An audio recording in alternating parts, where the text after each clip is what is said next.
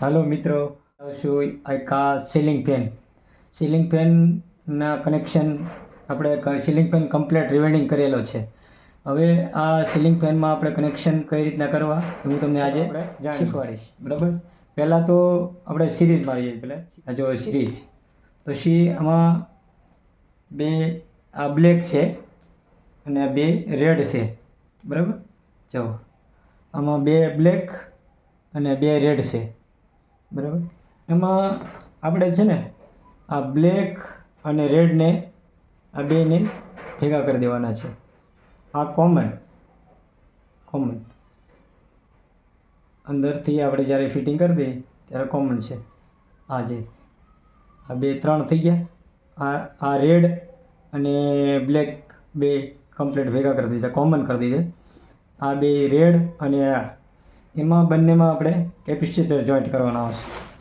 Capacitor આપણે આખો પંખો ફિટ કરી દીધા પછી આ બંને કમ્પ્લીટ આ રીતના કેપેસિટર ફિટ કરવાનો. બંને છેડા જે એક છે એમાં